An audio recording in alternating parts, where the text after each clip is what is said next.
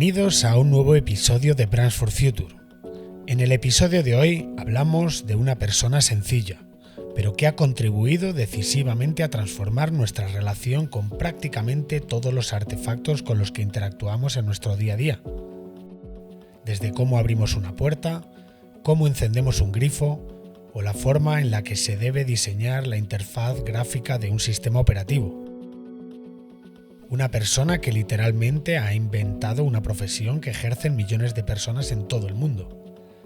Hablamos de Don Norman, la persona que acuñó el término experiencia de usuario, quien convenció a una empresa como Apple de que el diseño debía estar al mismo nivel que el marketing o la ingeniería, y el autor de algunos de los libros más influyentes sobre diseño de producto. Hoy, en Brands for Future, Don Norman.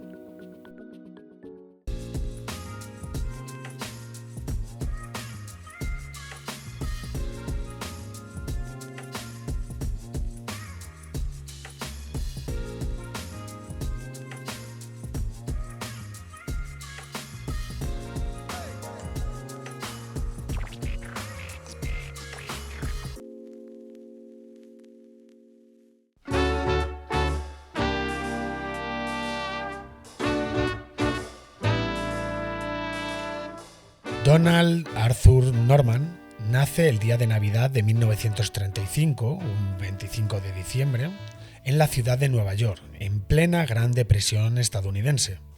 Su padre trabajaba para el Servicio de Salud Pública del Gobierno de los Estados Unidos y su trabajo requería que la familia tuviera que mudarse constantemente. Durante su infancia vivió en múltiples estados de Estados Unidos y lógicamente eso le impidió forjar amistades duraderas. Pero a su vez, el hecho de que no tuviera un hogar fijo, de estar constantemente en movimiento, le dio la posibilidad de observar el mundo con ojos de extraño y de cuestionar lo que otros dan por sentado. Los años 40 y 50 fueron una época de optimismo tecnológico desbordante. Tras la Segunda Guerra Mundial, el país se estaba industrializando a toda velocidad. La televisión había entrado en los hogares de millones de personas, los electrodomésticos proliferaban y en la sociedad comenzaba a verse la tecnología como una oportunidad de desarrollo y una forma de hacer más sencilla la vida de la gente. Mientras estudiaba la educación secundaria, cayó en sus manos un libro sobre electrónica, donde descubrió su pasión por la electricidad como un elemento invisible e intangible, pero que permitía que los aparatos se movieran y funcionaran. Durante esta época se hizo radioaficionado y aprendió código Morse. Estaba decidido a ser ingeniero eléctrico. Justo en ese momento, su familia se mudó a Falmouth, Massachusetts, cerca de Woods Hole Oceanographic Institution, donde su padre fue destinado. Allí, Norman se matriculó en el instituto, pero cuando estaba cursando su último año, el padre de Donald fue transferido de nuevo, esta vez a El Salvador. La escuela le dijo que aunque se mudara a El Salvador, si le aceptaban en alguna universidad le darían el diploma.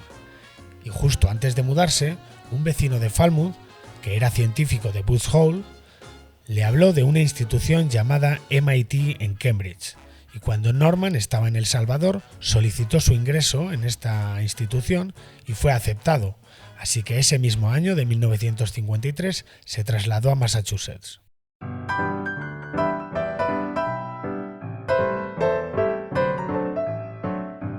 Cuando Norman llega al MIT para estudiar ingeniería eléctrica, entró en uno de los lugares más interesantes del planeta en términos de investigación y tecnología. Y es que en esos años, en los años 50, el MIT era un epicentro de investigación en campos como defensa, telecomunicaciones y computación, por ejemplo. Y algo sucedió el 4 de octubre de 1957.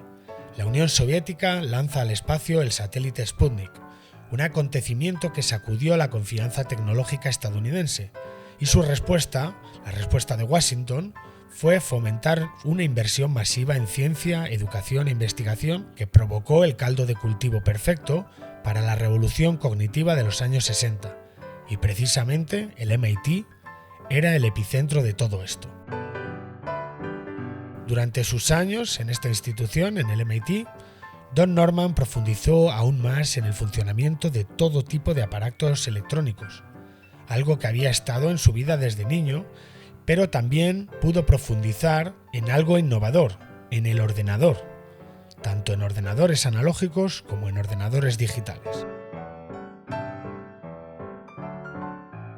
Para que nos hagamos una idea de lo que significaba estar en el MIT en los años 50, él mismo cuenta que tuvo la oportunidad de almorzar con Claude Shannon, el padre de la teoría de la información, y que en una ocasión se cruzó en los pasillos con Norbert Wiener, el creador de la cibernética. También cuenta que su compañero de habitación le convenció para apuntarse a una asignatura de humanidades impartida por un profesor nuevo. Era un tal Noam Chomsky, que seguro que os suena. Noam Chomsky, que acababa de llegar al MIT, su asignatura, que se titulaba Estructuras sintácticas, había basado sus estudios en el lenguaje, pero desde un punto de vista científico.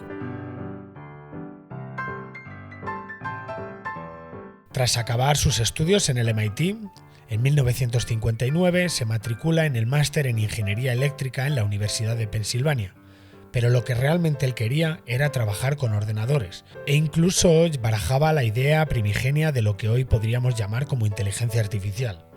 El problema es que en ese momento en la Universidad de Pensilvania nadie trabajaba aún con ordenadores. Justo cuando terminó su máster, conoció al nuevo director del Departamento de Psicología, un físico reconvertido, y gracias al que descubrió, por ejemplo, a Duncan Luce, una figura legendaria de la psicología matemática. Este es el momento en el que Don Norman descubre su interés por la psicología y su aplicación en el mundo de la tecnología. Bajo la tutela de Duncan Luce, Norman completó su doctorado en psicología en 1962, con una tesis basada en una investigación sobre umbrales sensoriales, y de ahí surge el concepto de JND, las siglas de Just Noticeable Difference, o en castellano, la diferencia apenas perceptible, que se refiere al mínimo cambio en un estímulo que un ser humano es capaz de detectar. Esta es la etapa en la que Don Norman decide pasar de estudiar en tecnología directamente en ordenadores a estudiar el cerebro humano.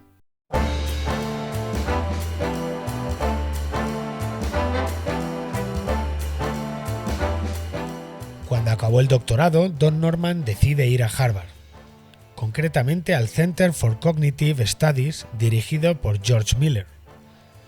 George Miller era ya una leyenda, uno de los autores más citados de la historia de la psicología. El centro era un hervidero intelectual donde se reunían psicólogos, lingüistas, filósofos e informáticos. Era, en esencia, la cuna de la revolución cognitiva. Cuando George Miller presentó a Norman ante el Departamento de Psicología de Harvard, ocurrió un momento memorable. Skinner, un psicólogo muy famoso, uno de los más famosos del siglo XX y el máximo exponente del conductivismo, se puso en pie y denunció públicamente el campo de investigación que estaba tratando Norman. Skinner no creía que se debiera estudiar la mente porque era algo que no se podía ver y por lo tanto toda investigación era pura especulación. Pero aquel desencuentro con Skinner fue paradójicamente una señal positiva. Norman lo interpretaría años después como una prueba de que estaba haciendo algo correcto, o sea, desafiar el paradigma dominante. Harvard tenía una cultura de debate feroz. Estas charlas eran habituales. Los profesores competían por formular las preguntas más inteligentes, y Don Norman aprendió una regla que aplicaría el resto de su vida. Si das una charla en Harvard, Oxford o Cambridge y no te destrozan, es que diste una charla realmente mala. Aquella atmósfera combativa fue donde Norman empezó a publicar a un ritmo frenético en las mejores revistas de psicología, incluyendo Psychological Review. Los años 60 fueron el momento de gran revolución cognitiva en psicología. El conductivismo de Skinner, que dominaba desde los años 30, empezaba a ser desplazado por una nueva corriente que sí se atrevía a estudiar los procesos mentales internos, la memoria, la atención o el lenguaje. Los trabajos de Miller, Chomsky, Newell, Simon o Minsky estaban redefiniendo la psicología, y Don Norman estaba en el lugar correcto en el momento exacto.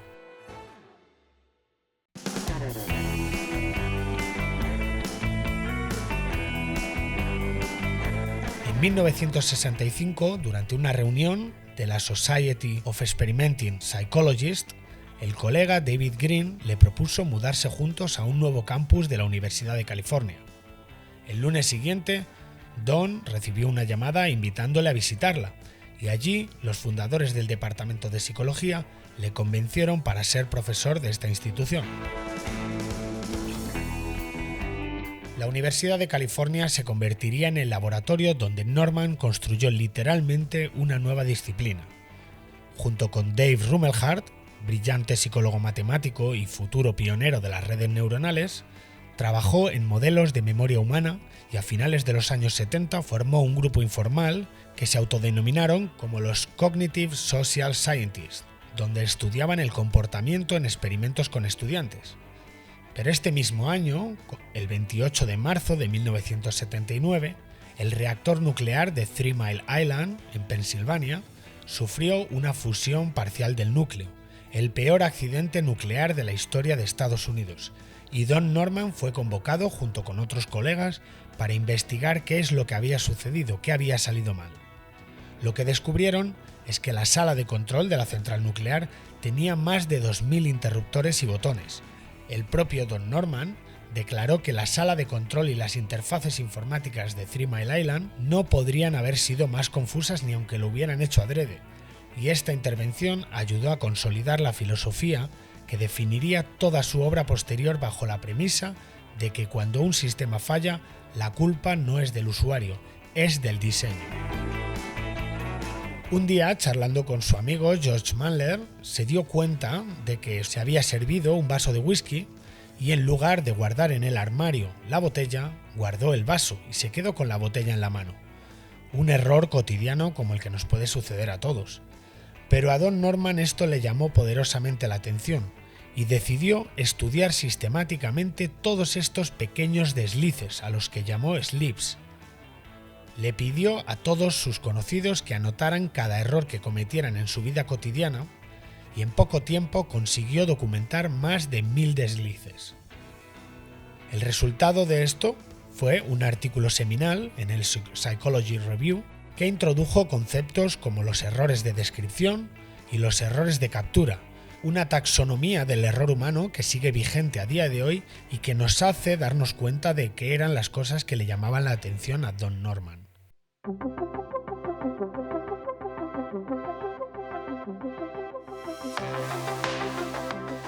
La década de los 80 fue la era del ordenador personal. El Apple II, el IBM PC, el MS2, todas estas tecnologías transformaron el mundo, pero sus interfaces eran terribles. Estos primeros ordenadores para el hogar estaban mal diseñados porque fueron creados por personas técnicas. Eran los programadores los que diseñaban las interfaces. Usaban una jerga técnica y, en cierto modo, podían llegar a ser interfaces hostiles porque cuando el usuario cometía un error tenía la sensación de que estaba siendo penalizado. En 1981, Don Norman publicó un artículo provocador en la revista Datamation titulado The Truth About Unix, The User Interface is Horrid. Fue una de las primeras críticas públicas y directas a una interfaz de software ampliamente utilizada como era Unix. El artículo lo convirtió en una figura pública que luchaba por el usuario final, un papel que conserva a día de hoy. Poco después, Don se tomó un año sabático y el lugar que eligió fue el Applied Psychology Unit de Cambridge, en Inglaterra, uno de los mejores centros de estudios de factores humanos del mundo. Ahí, en Cambridge, vivió una experiencia reveladora. Se dio cuenta de que había elementos de los edificios, de los lugares en los que habitaba, que no funcionaban de la forma correcta. Se daba cuenta de que había puertas que no funcionaban correctamente. No sabía si tenía que empujar o tirar de ellas. O, por ejemplo, no entendía bien el funcionamiento de los grifos.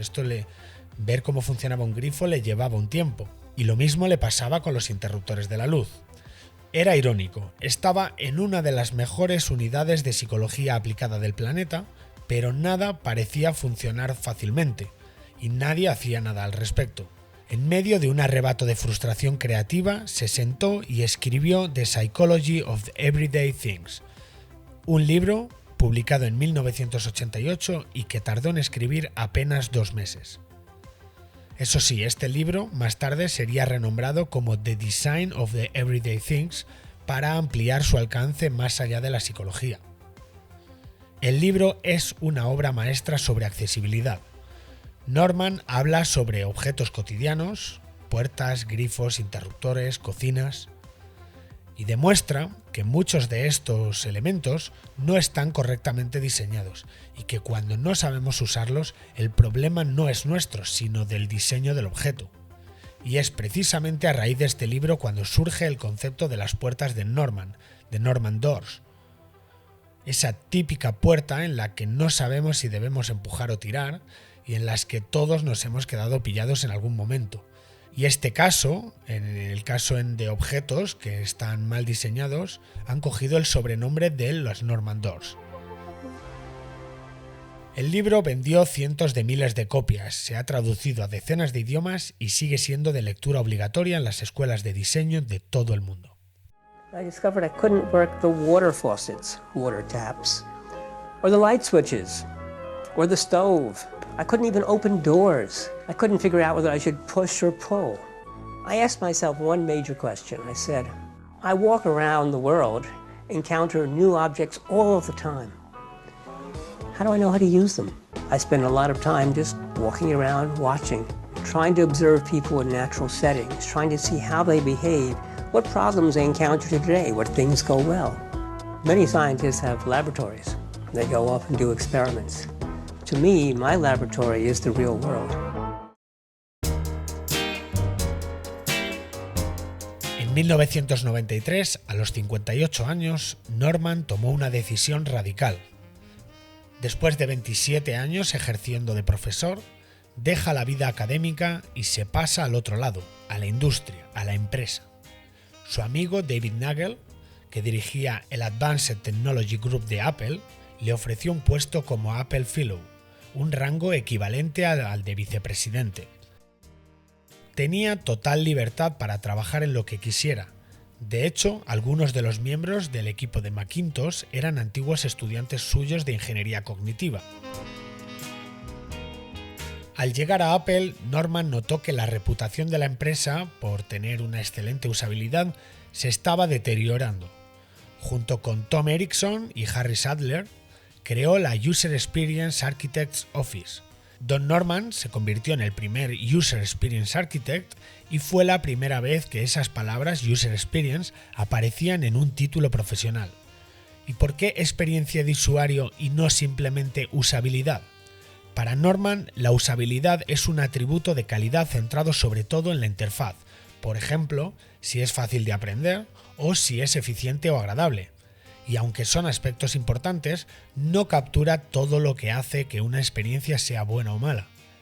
Gracias al trabajo de su equipo, Apple colocó la experiencia de usuario al mismo nivel que el de la ingeniería o el marketing en su proceso de desarrollo de productos. Y por ejemplo, cuando lanzaban o estaban creando un producto nuevo, debía pasar los filtros de ingeniería, los filtros de marketing y también los de experiencia de usuario.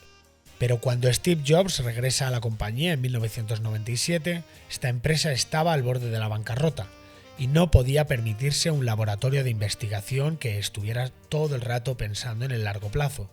Así que Steve Jobs se vio obligado a cerrar tanto el grupo de usabilidad como otros muchos. Pero Don Norman no guardó ningún tipo de rencor a Steve Jobs y de hecho se encargó de buscarles trabajo a los más de 200 empleados que tenía en el grupo, que fueron contratados inmediatamente por empresas como IBM, Xerox o Microsoft.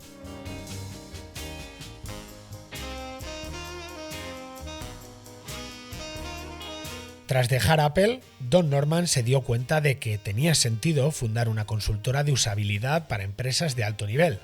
En aquella época, los mejores expertos en usabilidad trabajaban dentro de las tecnológicas y no estaban disponibles en el mercado general. Pero un día, viendo el New York Times, leyó un artículo sobre Jacob Nielsen, un auténtico gurú de la usabilidad web, que acababa de dejar Sun Microsystems. Norman le llamó personalmente y le propuso fundar una empresa juntos. Pero es que además, por suerte, ambos vivían en Atherton, uno de los pueblos más ricos de Silicon Valley, y además estaban a solo 5 minutos el uno del otro. Parecía que estuvieran hechos el uno para el otro. Y el 8 de agosto de 1998, el 8 del 8 del 98, por cierto, fundaron la Nielsen Norman Group y rápidamente se convirtió en la firma de referencia mundial en investigación y consultoría de experiencia de usuario, publicando informes basados en evidencia, ofreciendo una formación y una certificación profesional sobre User Experience que es reconocida globalmente. En 2001, ya con 66 años, decide regresar a su vida como profesor, en este caso como profesor de informática en la Northwestern University de Illinois, donde cofundó y codirigió el Seagull Design Institute, un doble grado de MBA e ingeniería que fusionaba diseño y gestión.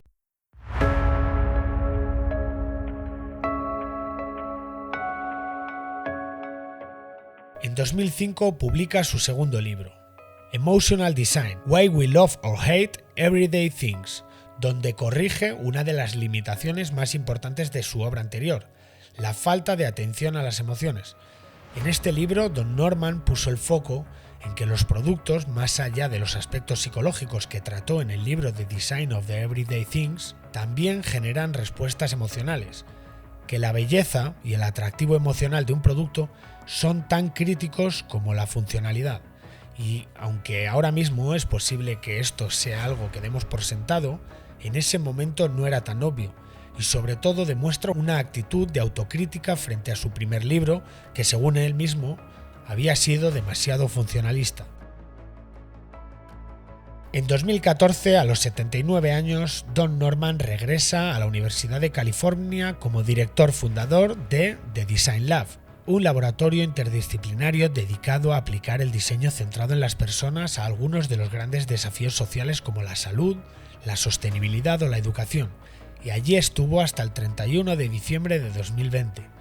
Como él mismo dice con humor, lo dejó en el 7º año de un mandato de 5 años.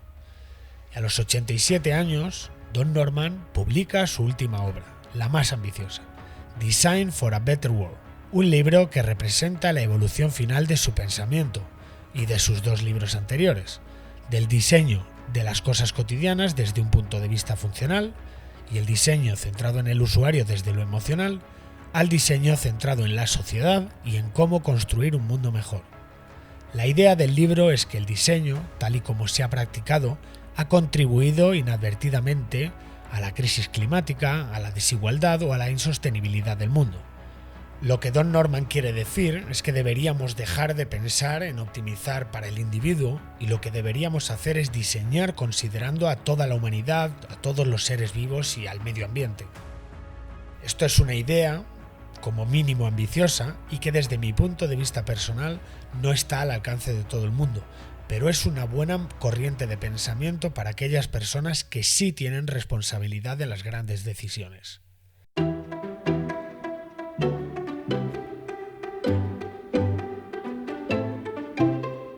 Don Norman cumplió 90 años el 25 de diciembre de 2025 y se ha jubilado oficialmente ya 5 veces, pero aún así sigue activo, dando conferencias y de hecho solo tenéis que hacer una búsqueda rápida en YouTube para daros cuenta de la cantidad de apariciones que tiene en podcasts de todo tipo.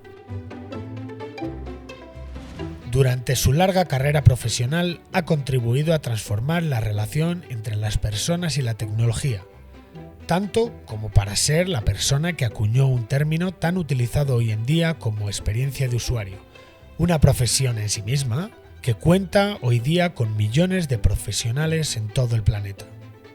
Y hasta aquí el episodio de hoy. Muchas gracias por escucharnos y nos vemos en el próximo episodio. Un saludo.